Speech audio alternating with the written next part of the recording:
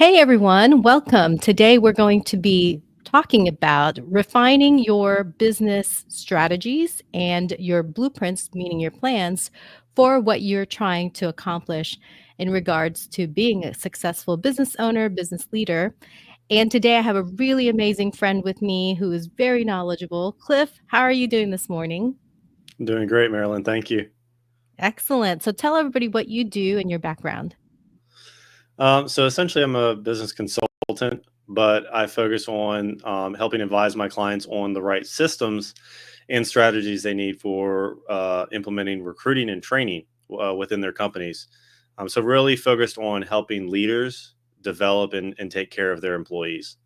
Um, that's the main area that I've kind of put myself into now, with sales, marketing, and client success as the main roles in my company now. How long have you been doing this particular role now? So I'd say I got into this role fortunately about almost a year ago now. I'd say we were really able to just finally strike a good chord with our services and our market. And so that allowed us to position ourselves for growth, internally. And it allowed me to Yes. kind of move myself in a role that better suits me. Yes, perfect. And prior to that, I know that you have led many types of teams and you've been in so many types of industries. What did you notice that was really missing where you felt like, wow, like this is something that's going to be developing as a solution? Yeah, I would say the biggest thing is just managing talent. It's just Yes. managing the employees on your team. And fortunately, I started early on in my career in some good foundational work in companies, mostly started in manufacturing, but worked my way into franchises as well. Worked with a lot of great mentors, which was great. Um, but there was always a ceiling for me, at least, when it came to I saw more gaps and I pursued more solutions because I really enjoy research and analysis, but also implementing. And so I was always kind of held back a little bit, no matter where I went, because there's a lot of variables.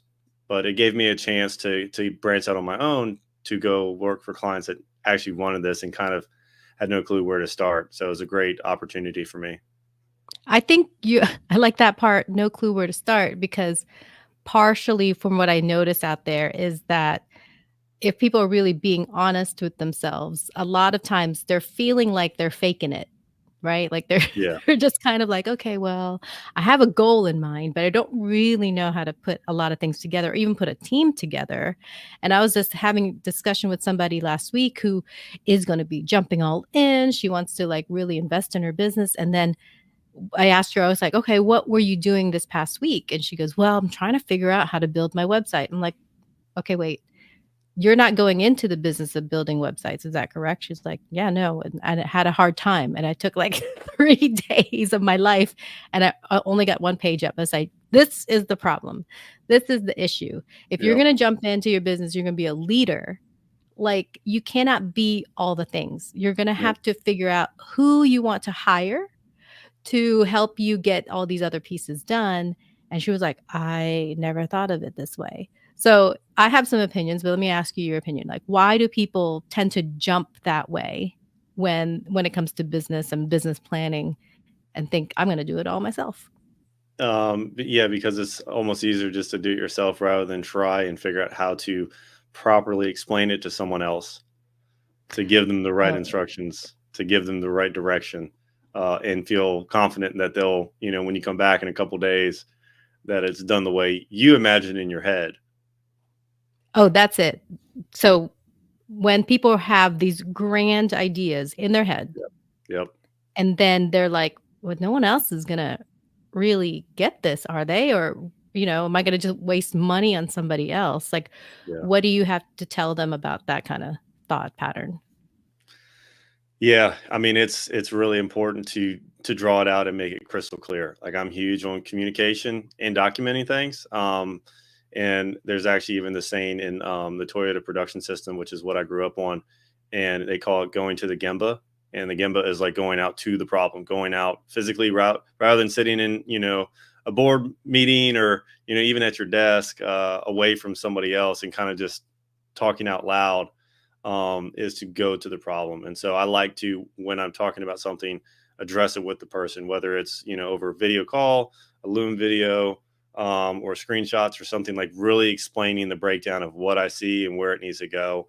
Almost like storyboarding, when you're creating a new video or something like that. Yes. I love that. And then so with that storyboard, then they should be able to go to a specialist or somebody to help them, right? So that they can then hand over the reins. Because I think there's a lot of people who are like, I'm the leader, I should know everything and I should put my hands in everything. Like, how does that either work in their favor or work against them? I mean, it may work in their favor initially because they feel like they're in the know and in control. But it quickly gets old. It's very hard to sustain that effectively, with their energy, their time, even their money. That's And true. it's a slippery slope because then the people you are trying to lean on, you're really eroding their confidence, their autonomy. And so it's only going to get harder the more you do that. And then you'll feel like there's less happening with them, so you're going to control more and push more, and so it's just a slippery slope. Slippery slope. Now, what if your team is virtual? Like, like, is that still okay to say, go ahead and do what you're supposed to do and then just check back? Sometimes people feel like, what if they're not doing what they're asked? And, they tend to have these trepidations that they're wasting money because they can't see what somebody's doing. Right, yeah, and I even know some people that use, like, virtual time clocks or virtual, like, they'll screen record the person's work the whole time, and I'm not a believer in that personally. I've never felt like a good person will work well when they feel like someone's over their shoulder. I feel like the best people will work, acting as if someone is watching, but no one is actually watching, versus those that are being forced to, be recorded, be watched, be tracked. It's just it shows there's a root cause in the lack of confidence, the lack of proper screening, and getting up to speed onboarding in the first place, with that person, their expectations, maybe their capabilities, their beliefs. And so yeah, there's definitely, it's kind of, reactive at that point. Right. And you had mentioned the word screening. What if you're not good at that? Like you yourself, maybe you think you know what you need, but technically maybe you've had a history of hiring the wrong person or always kind of getting the wrong results from screening for your team. Like, and I know for you, don't isn't that what your team does a lot of times? Do you help with people and their screening processes? We help with the strategy and the mindset of screening. Oh, good. We help them kind of brainstorm more effective questions to ask. Essentially, that's the biggest thing. Nice. If you know the right questions to ask, you're going to get the answers that you need. At least clarification, maybe not the answers you want, but the answers you need. So yeah, it's all about asking the right questions. So we do help with that. We do have something that helps with, giving them a list of questions that they can pick from, like a menu, but then also giving them a breakdown on why they should be asking those types of questions. So we walk people through that.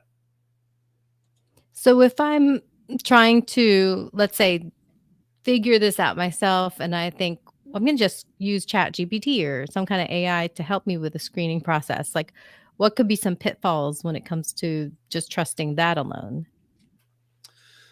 Trusting that alone, it might be a little too general to Right. service Okay. level, possibly. Just, there's got to be checks and balances with everything, right? Even the reason during interviews and things like that, you are not the only person interviewing someone. You got to have, the other parties involved. Maybe it's the team that they'll be working on.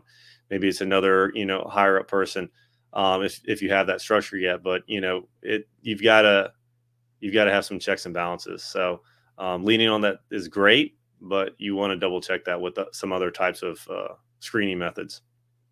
I like that. Like creating some kind of interview panel when it comes to choosing people that's going to be integral to your team. Yep. Now, when you're coming in and there's people in existing seats that may not have been onboarded correctly or screened correctly, like, and yet, you don't technically want to get rid of them. Like, how would that work? That would sound tricky to me. It's like, okay, well, we got so and so that started a month ago. Thanks for coming in, Clifton. But I feel like, I just don't know if we've chosen the right person or if it's our fault. Like, is it their fault, our fault that they're not meshing or they're not being productive? Like, normally, what's the process for that? Yeah, usually, I mean, biggest thing is documenting all that. That's the worst thing that can Okay. happen is that they missed some questions and brought on the wrong person, and the person has wrong intents. Use that example for a second. If you're not documenting the conversations, if you don't have clear expectations, you're going to find yourself in a world of hurt if you do try and get rid of that person. And the last thing you want to do is try and let them just, quietly quit, because it's going to be disruptive either way, whether now or down the road. But the other side is if they were misplaced, or just not set up properly for success at the beginning. Obviously, that falls back on the leadership, but ultimately, you have to put together a plan of action, and be upfront with them about it too. Um, about the need for change, the need for adapting, and not necessarily putting the responsibility on them because it was your mistake, but just acknowledging that there needs to be a direction change because, especially with small businesses, we can't sit too long in a place that's not profitable, because it's not going to last long for anybody at that point. Right. So you can't be too worried about maybe hurting feelings because Yeah, then, just like you said, just road to destruction, like for other things, right? So you yeah. have to kind of protect your infrastructure and place people where they should be. Now, for those who are thinking about just personality types versus skills, like how important would you rank like personality versus skill? Like where does that rank? Because sometimes you're like, man, this person's really good, but I don't like them. Like, or I really like this person, but they're terrible at this. Like, how do you reconcile that? Yeah, that's a good question. I mean, definitely number one is people have a personality that they've developed over the decades of growing up, and that's not going to be easily changed. Skills, though, can be taught, Hmm, and if you have the right systems and strategies in place, um, the right person can be taught very effectively. And even if it's simple tasks to complex tasks, you can determine what that looks like. But I would rather have the right person, the right personality, than the right skill sets, and work their skill sets up to the point that it's acceptable. And more and more, that's what we need to be looking at, because I believe we're living in a world of people, hired someone or brought someone on for their experience, for their skills, for what they said they could do, and completely ignore their personality because they felt like it wasn't going to matter. And they're realizing very sadly that that's not the case. It matters heavily. So I want to focus on that first and foremost. But to your other point, if they have a great personality but they don't have the skill sets, that's once again setting expectations. This is where you're at. Whether it's a pre-assessment, some type of testing at the beginning, that makes sense, right? It's not too crazy for the applicant to go through. It's worth their time too because they're going to learn something about themselves. That's what I hope. Everybody that goes through, the process of trying to get a job with one of my clients is learning something, even if they don't get hired. They're walking away with something valuable. that's That's a cool. big thing that we push. So yeah, if they're capable of the skills, great. If not, then we give them kind of like a roadmap of how to improve that until then.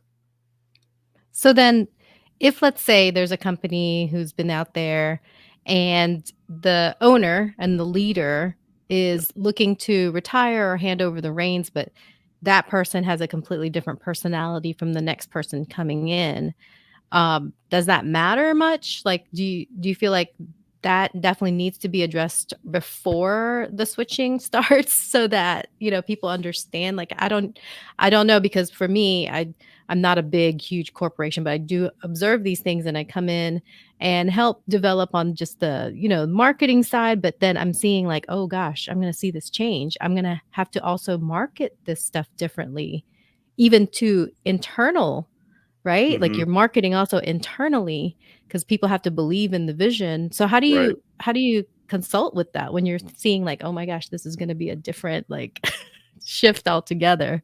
What's your thought there? Yeah. Well, yeah. First things first. You know, identifying that is the right person moving into the right role.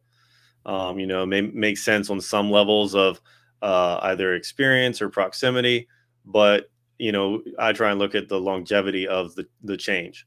Because I've learned from experience, both from myself personally at a younger age, but also through all the companies that I've helped hire people for, and help them advise on the hiring strategies. Is they can have the best intentions and the biggest heart in the world, but if they're not the right personality for the position, it's not going to be a long term solution. It could fall apart very easily.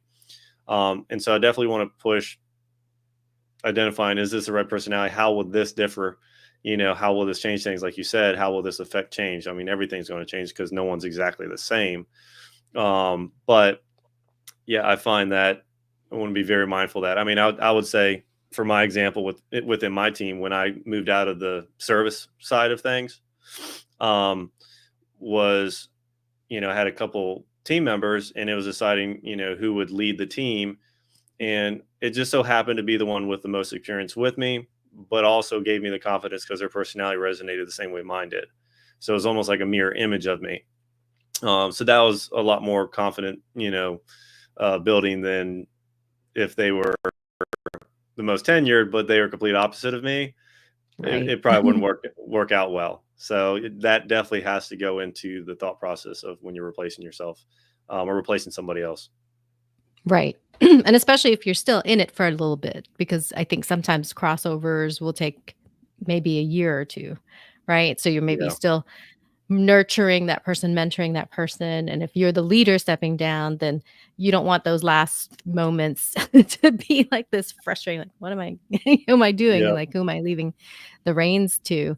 Now, I know sometimes, like, when there's discussions nowadays in regards to innovating and automations, AI, yeah. people are thinking about what displacement might happen in a business. So let's say you have research teams or you have like admin teams, etc. Like what's your kind of take on just how things will develop and should we be replacing people with AI? Like how would that be advantageous or a disadvantage? I mean, first things first, I definitely view AI as a tool, right? Just like anything else. And so it gives, a person, even like myself, a chance to do other things. It just gives me more time to do other things. So I believe, AI used the right way, right? Used with intentionality, for efficiency rather than for laziness, is a great tool, to utilize in your business. Just like any type of automation. I've dealt with automation in manufacturing, in the service industry, brick and mortar, um, even into the contracting and construction space. And so there's definitely places that it makes more sense than others, now, and who knows what in the future.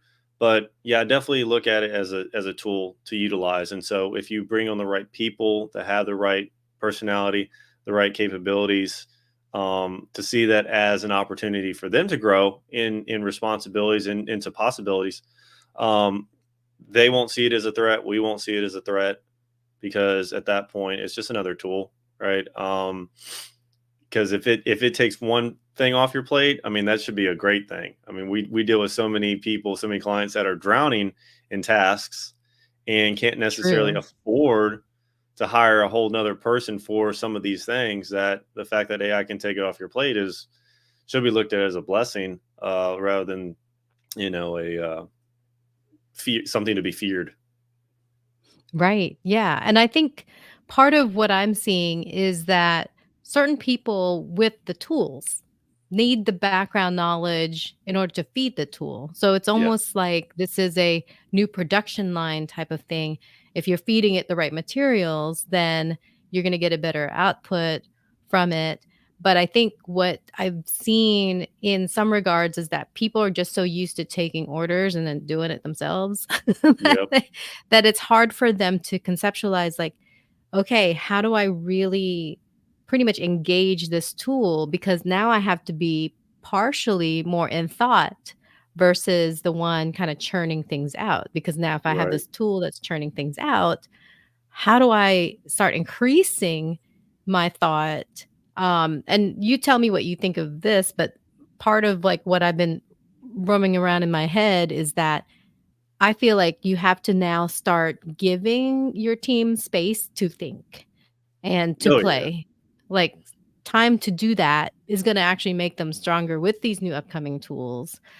Um, do you think that's gonna be a hard sell for some, like, departments who you're like, "Wait a minute, we're already strapped on, like, time. You're telling us to give them more time to think freely?" Like, how do we, I guess, negotiate with them on that level so that that would happen? Yeah, I mean, so I came up a while back. We were, going over our financials for the year and looking at things like profit margin and labor to revenue ratio, so we can, adjust our pricing and look at what the profit would be at scale profitability. And one of the things I did was like I applied the Pareto principle, the 80/20 rule, is that Love 80% that. of our team's hours is going to go towards profit producing work. The other 20% is going to be for them. It's going to be for them developing themselves, developing each other, giving them that space. So they're not having to go, foot to the floor the entire day, every day. They have that 20% every month to dedicate. So, however many hours that is, a good chunk of time every day, every week to put towards that. And so we build the business around that model. And so we're not backing ourselves into a corner, financially, because it's already built in, and it's built into every single team member. So everybody on the team, that's already built in there. We found that's a Yes. great way to give them the space without, you know, cutting ourselves off at the ankle or something like that. So, yeah, I think it's great, like, having that, forward vision in the first place, like you said. Yeah. It's Yeah. making space for it already, and I think sometimes people come off of, a different position from a company that they've been working for. They decide, "I'm gonna start my own company. I'm gonna do it better than where I've always blah, blah, blah, blah, blah," Yep. so they'll list all these Yep. things that they've observed, and then now Yep. when they step over here, they design it very similarly. Like, so you're not gonna change Crazy how anything that if happens. you're if you're just gonna keep pulling in the same process that, and then trying to fix it. Like, don't pull in the same process and then try to fix it internally. Why don't Yeah. you rework the whole process?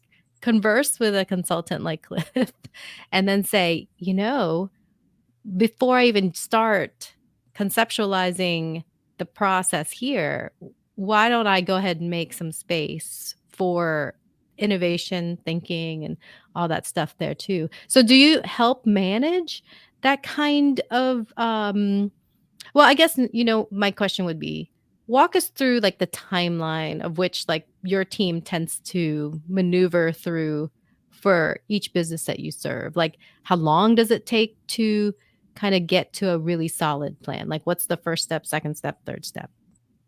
Yeah. So to break it down, we have two departments. We have two main focal points because we have two main services that we help people. We come into where they need the most help at first.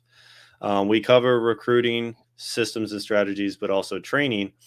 But we will start where they need the most help. We won't give them one when they need the other. So the recruiting side of things, it's like a boot camp the first week, 2 weeks of our engagement with the client, because that's when we're taking in a ton of information from them.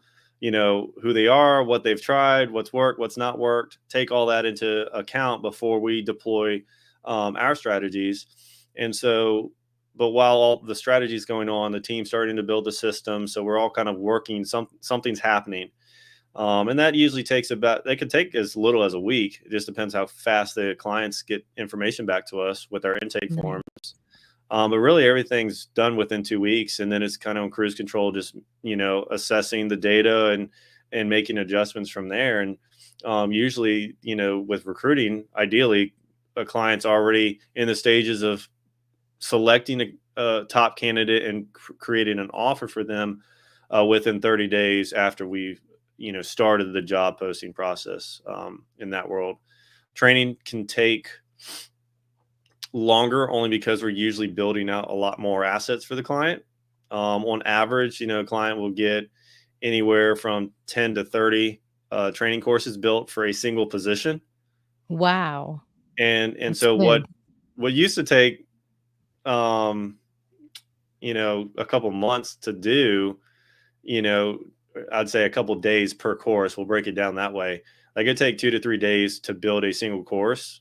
And a course would usually have a couple lessons within that. And the content could be worth, 2 to 3 hours worth of training for an employee. And, it took us a couple days to do that. Now, through our strategies, through our team getting better, through leveraging things like AI, um, we've got that down to 4 hours that we can build something from scratch using our resources, using our team, everything to a finished product within 4 hours now. That's amazing. That's like mind blowing Yeah. fast. So we can get a lot more done in a month. The client might stretch it out over 3 months for budget reasons, but we could, essentially build something out in less than a month for a whole position. Wow. So if someone's looking for a fast solution, it's like they don't have to, you know, keep bumping into a wall. They'll just be like, wait a minute. Cliff's team can do this pretty fast. Like this is amazing. So and also just side note is that these all become part of like the SOPs and the intellectual property of the company. So in Correct. turn, they're investing in their company, making it a lot more valuable. So if they do Yeah. want to sell it off or franchise it, whatever they need to do, it's already kind of in place. That's tremendous, and that's, I don't I don't know, like, all the fees that would normally get involved in the older process, right? Like, that would have taken much dollars and much time versus Yeah. now, like, you're adding so much value to a company and then doing that in such a quick way that it really is gonna solve a lot of problems, quickly and, just make a lot of people happy. Yep. So Yep. happy is key, so that's good. Yeah, and it gets Now us in a place internally where our team can do a lot more work in terms of more projects, more stuff, so they're not like stuck in this tunnel of boredom doing the same thing every day. It's a lot uh, more exciting, I guess you could say. Something new every day. nice. Now, since you're a leader, my final question to you would be, like, how are you improving yourself constantly? Like, what are the things that you believe in order to do that? I mean, definitely the things that I believe in that is that I'm only as good as the last call I was on, the last conversation I had, the last book I read, the last idea I had. I never want to be comfortable, which is easy to say when things are going well. It's another thing to say when you start getting into some turbulence. But you got to stick with it too, because that's where the growth is. That's where I know when I've been pushed to my limits is when the breakthroughs happen. So just kind of learning to just stay in that dynamic. I wouldn't say too much to the point that it burns you out or kills your enthusiasm, but Right. also because of that is leaning on other people, like yourself, like like our network, like some folks that I have for like book study or what have you, just to lean on for a call here and there. Is that I don't know it all. I haven't mastered it all. I never will, and so I'm always searching for ways to improve things. And so I believe that you can always improve things. And so I try and keep that mindset. So when things go well, it's like, great, awesome. What do we learn from this? And keep moving, rather than kind of celebrating too long. Right. A good pat in the back, maybe a treat, and Yeah, back to it, back to it. back I to it. love it. That's awesome. Well, I know you're always compelled to help regardless of the industry and regardless of, like, even the problem, and, I definitely have seen you work through the community in ways that are always enlightening, supportive, and I do thank you, for everybody who is out there. Cliff and I work together. And I'm fortunate enough to see Cliff every week for our 212 um, wonderful meetings that we have here in Yorktown, Virginia. So if anyone wanted to connect with you and just really inquire about your services, what's normally the best way to start engaging you and reaching you? I mean, the easiest way, if they want to see some like proof of concept, some testimonies from clients, stuff like that, easiest thing to do is just go to the website because we have it all right there. A lot of our examples of what we've done for clients and their feedback from us, which is just serviceleadersystems.com. But then from there, of course, you can find me on LinkedIn. So Clifton S. Savage is the best way to find me. And then you'll find our Service Leader Systems pages as well. Perfect. Easy enough. And then everywhere I post this, I will be sharing that link so that y'all could just quickly click on it and then get in connection with Cliff. So thank you so much for your time this morning. I really appreciate it. Yes, thank you. This has been awesome. And I'm sure that, I'll probably find some other things to pick your brain about and we'll just record it because I feel like these conversations are helpful. Sometimes we hear things that we never thought of before or just reinforces that our thought was correct in perceiving something that could be a solution. Yep. So I'm very thankful that you give your time like this. And for anybody out there, feel free if there's anything that's complicated feeling, there's something that you just can't noodle through, whether it's in business or in leadership. Please feel free to connect with either me, Marilen Crump, or Cliff Savage. So I look forward to seeing you all again very soon. So thanks for everything. Bye for now.